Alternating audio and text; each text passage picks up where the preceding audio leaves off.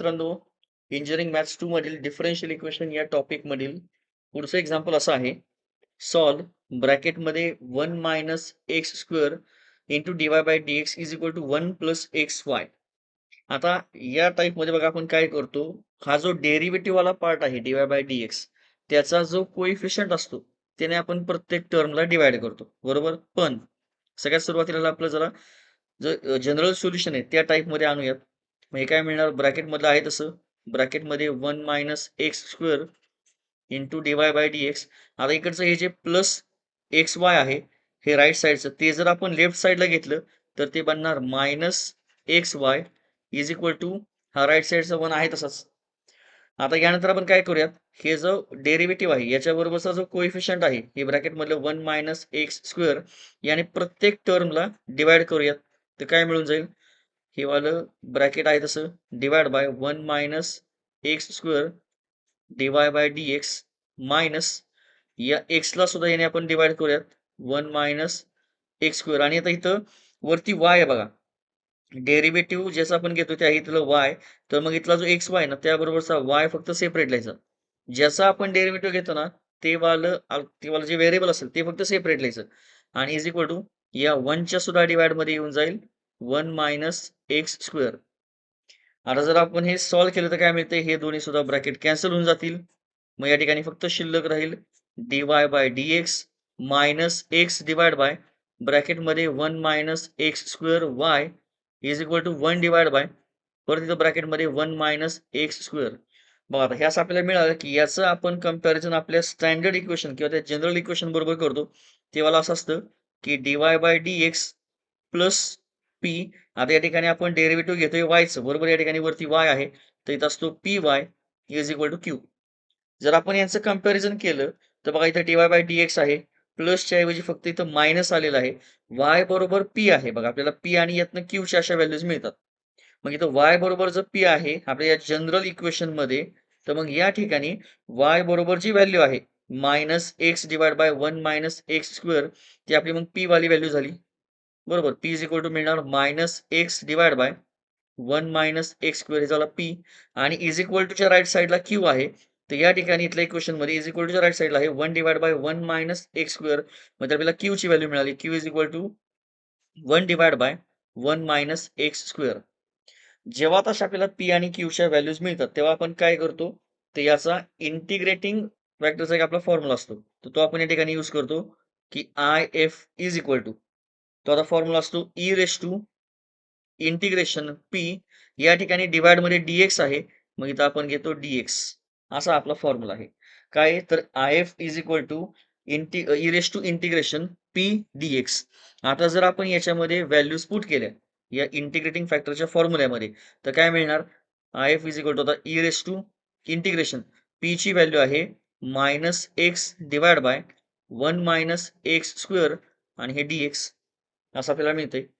आता जर हे सिम्प्लिफाय करायचं म्हणलं तर फक्त पहिलं बघा, आता इंटिग्रेशन आपण ज्याचं घेतोय त्याच्या डिवाइड मध्ये इथं आपला व्हेरिएबलचा स्क्वेअर आहे, आणि न्यूमरेटर मध्ये जो व्हेरिएबल आहे त्याची पॉवर डिवाइड मधल्या व्हेरिएबल पेक्षा कमी आहे, म्हणजे इथं डिवाइड मध्ये एक्सचा स्क्वेअर आहे आणि वरती फक्त एक्स आहे. मग फक्त एवढंच बघायचं, डिवाइड मधल्या टर्म्स जे काही फंक्शन असेल, डिवाइड मध्ये जे काही व्हॅल्यू असेल त्याचं न्यूमरेटर मध्ये डेरिव्हेटिव्ह आहे का. जर असेल थोडंफार तर ते ऍडजस्ट करता येते का, म्हणजे बघा आता या 1 मायनस एक्स स्क्वेअरचं डेरिव्हेटिव्ह काय मिळणार, 1चं तुम्हाला माहिती आहे कॉन्स्टंट, तर ते 0 मिळणार, ते निघूनच जाईल. मायनस एक्स स्क्वेअरचं डेरिव्हेटिव्ह काय मिळणार, मायनस 2x. तर या ठिकाणी वरती मायनस एक्स तर आहेच, फक्त आपल्याला आता 2 घ्यायचं आहे. हे असं का, तर बघा इंटिग्रेशनची एक प्रॉपर्टी तुम्हाला माहिती असणार आहे, इंटिग्रेशन जर डिवाइड मध्ये फंक्शन आहे आणि डिवाइड मधल्या फंक्शनचं जर न्यूमरेटर मध्ये डेरिव्हेटिव्ह असेल, तर याचं आपल्याला आन्सर काय मिळतं, डिवाइड मधलं फंक्शन डायरेक्टली लॉगच्या ब्रॅकेटमध्ये जातं, डिवाइड मधली व्हॅल्यू डायरेक्ट लॉगच्या ब्रॅकेटमध्ये येते. मग हीच प्रॉपर्टी आपल्याला या ठिकाणी यूज करता येईल. मग फक्त आपल्याला ऍडजस्ट काय करायचं आहे, की इथं 2 फक्त ऍडजस्ट करायचा आहे. तो का, तर बघा इंटिग्रेशन आता ई रेस टू इंटिग्रेशन, या ठिकाणी आपण आता मायनस 2x असं घेऊयात. नुसतं मायनस एक्सच्या ऐवजी मायनस 2x असं घेतलं. डिवाइड मधलं 1 मायनस एक्स स्क्वेअर आहे तसंच, बरोबर. हे असं काय घेतलं, बघा आता 1चं डेरिव्हेटिव्ह मिळणार 0, ते निघून जाईल. मायनस एक्स स्क्वेअरचं मिळतंय मायनस 2x, बघा मग ते इथं वरती मिळालं. पण इथं आपण 2 ला मल्टिप्लिकेशन मध्ये घेतले, ऍडजस्ट केलेले. मग या ठिकाणी आपण 2 डिवाइड मध्ये घ्यायचा. आता मग आपण हे जे इथलं आपली जी प्रॉपर्टी इंटिग्रेशनची ती या ठिकाणी यूज करू शकतो. मग इथं मिळणार e raise to 1 divide by 2. मग या ठिकाणचं डिवाइड मधल्या फंक्शनचं वरती डेरिव्हेटिव्ह आहे न्यूमरेटर मध्ये. मग ते डिवाइड मधली व्हॅल्यू डायरेक्टली लॉगच्या ब्रॅकेटमध्ये इथं मिळणार, की लॉग ब्रॅकेटमध्ये 1 मायनस एक्स स्क्वेअर असं आपण लिहू शकतो. आता लॉग आणि ची तुम्हाला एक प्रॉपर्टी माहिती असेल, की ईच्या जर पॉवरमध्ये लॉग असेल तर तो कॅन्सल होतो. पण या ई आणि लॉगच्या मध्ये जे काय असेल त्याला फक्त आपल्याला जरा एक ॲडजस्ट करावं लागतं. ते कसं? तर लॉगची एक पॉवरवाली तुम्हाला प्रॉपर्टी माहीत असणार आहे, की ज्याचा आपण लॉग घेतोय, त्याला जर पॉवर असेल, तर लॉग नेहमी ती पॉवर पुढे घेतो. म्हणजे थोडक्यात हे 1/2 असं पुढे आलेलं आहे. ही पॉवर असणारी या ब्रॅकेटची. मग फक्त ही वाली पॉवर माघारी देऊन टाकायची. मग हे मिळणार e raise to log 1 minus x square आणि ब्रॅकेट रेस टू 1/2. हे फक्त पॉवर आपण परत माघारी ज्याचा लॉग घेतोय त्याला देऊन टाकली. मग आता हे ई आणि लॉग कॅन्सल होऊन जाईल. मग इथं आपल्याला इंटिग्रेटिंग फॅक्टरचं ॲन्सर मिळतंय ब्रॅकेटमध्ये 1 मायनस एक्स स्क्वेअर आणि रेस टू 1/2. आता हे रेस टू 1/2 ला तुम्ही असं रूटमध्ये सुद्धा घेऊ शकता. हे सुद्धा तुम्हाला माहिती असणारच आहे, की जे पॉवरमध्ये 1/2 असतं, म्हणजेच याचा अर्थ हा वाला रूट असतो बघा. असं आपल्याला इंटिग्रेटिंग फॅक्टरचं ॲन्सर मिळालं. जेव्हा या टाइपमध्ये तुम्हाला इंटिग्रेटिंग फॅक्टरचं उत्तर मिळतं, ॲन्सर मिळणार, तेव्हा फक्त काय करायचं, की या ठिकाणी आपलं बघायचं, की जे जनरल इक्वेशन आहे ते बघा कुठलेच आहे, की आपण इथं डेरिव्हेटिव्ह वायचं घेतोय. बरोबर? हे dy/dx प्लस पी वाय आहे. दोन्ही ठिकाणी या ठिकाणी असं वाय आणि वाय आहे. मग आपला याचा शेवटचा फॉर्म्युला असतो, तो सुरुवात असते त्याची वायनेस. Y into integrating factor is equal to integration q into integrating factor dx plus c. या ठिकाणी dx काय घेतलं तर dy/dx आहे. डिवाइड मध्ये dx आहे त्यामुळे या ठिकाणी आपण dx असं घेतो. जर आपण या ठिकाणी व्हॅल्यू पुट केली तर काय मिळणार y इंटिग्रेटिंग फॅक्टर आहे. आता हे रूट एकच सेकंड.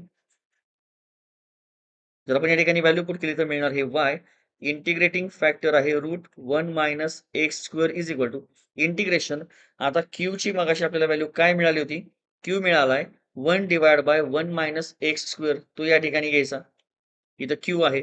तर तो घेतला 1 divide by 1 minus x square into integrating factor आहे if म्हणजे आहे root 1 minus x square into dx आणि प्लस सी. आता फक्त आपल्याला हे वालं इंटिग्रेशन सॉल्व्ह करायचंय. आता यामध्ये बघा, जे इथं वरती रूट मधली जी व्हॅल्यू आहे तीच या ठिकाणी डिव्हाइड मध्ये आहे. फक्त त्याला रूट नाहीये. मग तुम्हाला माहिती आहे की आपण याला रूट घेऊ शकतो. म्हणजे तुम्हाला हे असं माहिती असणार आहे, की जर a असेल, तर जे काही टर्म असेल, नुसतं aच नाही, जे काही टर्म असेल, त्याला आपण असं root a into root a बघा असं लिहू शकतो. कारण या दोघांचं मल्टिप्लिकेशन घेतलं की एच मिळतो. तसं मग या 1 मायनस एक्स स्क्वेअरला आपण असं 2 वेळा रूटमध्ये घेऊ शकतोय. बरोबर? तर काय मिळणार हे y root 1 minus x square is equal to integration 1 divide by ह्याला आपण घेतलं रूटमध्ये 1 मायनस एक्स स्क्वेअर इंटू परत रूटमध्ये 1 मायनस एक्स स्क्वेअर आणि हे वाला पुढचा वरचा रूट आहे तसाच root 1 minus x square into dx plus C. बघा काय होऊन जाते मग यामुळं, की हे दोन्ही रूट बघा सेम कॅन्सल होऊन जातील. फक्त या ठिकाणी एकच शिल्लक राहील.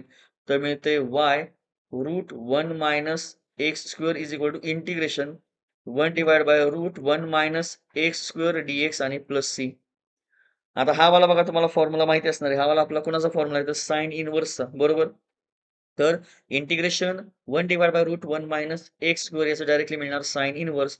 मग हे आहे तसंच, की y root 1 minus x square is equal to याचा आपण डायरेक्टली फॉर्म्युला यूज करतोय sine inverse x plus C. बघा हे झालं आपलं याचं फायनल आन्सर.